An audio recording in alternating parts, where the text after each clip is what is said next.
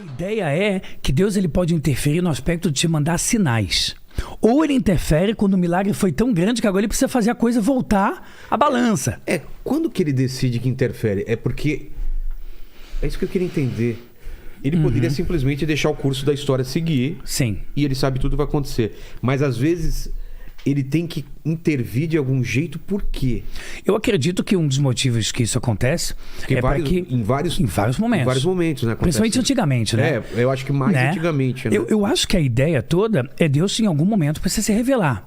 Quer dizer, não faz sentido eu te dar uma Harley Davidson incrível e não te explicar como é que usa. Entendi. Não faz sentido na década de 90, sei lá, eu te dar um micro-ondas animal e não te dar um manual de instrução. Nos Estados Unidos está lá, não coloque animal doméstico no micro-ondas, porque já teve louco que botou o gato para secar.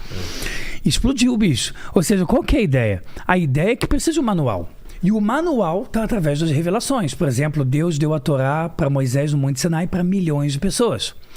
E se você parar para ver historicamente, a única revelação que acontece é que Deus aparece para um povo e revela todo o seu manual. Bum, toma para vocês. E o mundo inteiro, em muitas religiões, falam, não, tem lá a Torá, tem lá a Bíblia. O islamismo, minha família veio do Egito, minha família é do Cairo. Minha mãe, eu cresci ouvindo árabe. No islamismo eles falam do anjo Gabriel, eles falam de Abraão e Ismael, que é o filho, eles falam de Sara. Quer dizer, eles falam dos 7 dias da criação. Então, se você parar para olhar, é uma base divina de revelação. Então, por que Deus interferiu? Eu acho que a palavra não é só interferiu, mas ele foi lá e botou as regras do jogo. Olha, eu vou ensinar para vocês o porquê que vocês vieram ao mundo. Esse é o objetivo da humanidade. Vocês precisam saber. Agora, Deus não vai chegar e modificar as coisas no estalo com milagre revelado a todo o tempo. Porque na maior parte do tempo a Cabala diz que o percurso das regras da natureza precisam ser mantidas. Porque senão a coisa também se perde um pouquinho. Né? A coisa fica... Então, quando Deus ele resolve mexer no jogo, é para equilibrar alguma coisa que está muito desequilibrada. Normalmente, ou porque as pessoas já estão no nível tão baixo, como aconteceu na cidade de Nínive, lá com o profeta Jonas, ou quando aconteceu em várias épocas do povo de Israel, aquele altos e baixos, você vai ler profetas, é só pancadaria. Vocês estão assim? Então não tem problema, os filisteus vão arrebentar com vocês. Aí se arrependia, falava com Deus... Podem só com 300 soldados, como acontece com Gidon, parece até o filme dos 300. Vai só com 300 soldados e acabou. E foi lá e detonou. Então, tá com Deus, as coisas acontecem boas, não tá com Deus, pior. E quando tá muito ruim, vem um profeta com uma grande revelação ou acontece algum milagre. Hoje em dia...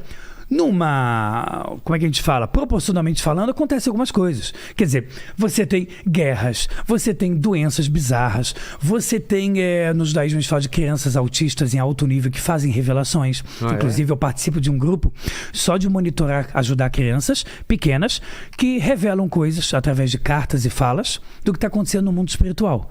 Então, a gente acredita que quanto mais o corpo físico está limitado, mais a alma está livre. Não tem alguma coisa prendendo para acessar a alma. É muito louco. Esse tema de crianças autistas é muito louco. A minha esposa, fisioterapeuta... E tem esse tipo de revelação? Cara, tem um monte. Por exemplo? Vou te dar um exemplo basicão. Minha esposa trabalhou em Jerusalém, num colégio chamado Keren Or, como se fosse Faísca de Luz, crianças especiais. E aí, ela conheceu lá crianças... Vou te dar um exemplo. Menina pequenininha que é cega e autista. Tá. E toda vez que a Berta tá chegando para ir trabalhar, tava estagiando. Vem noite, vem manhã, vem tarde, nada de horário fixo. Berta tá chegando. Dentro da salinha lá, dentro do prédio gigante, Berta tá chegando.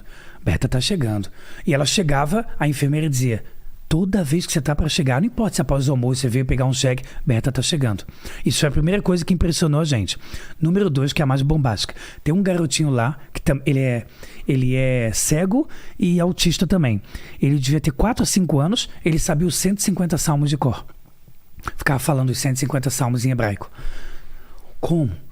Eu não estou dizendo que não existe alguma explicação médica. Mas por exemplo... Saber que outra pessoa está chegando, qual a explicação disso?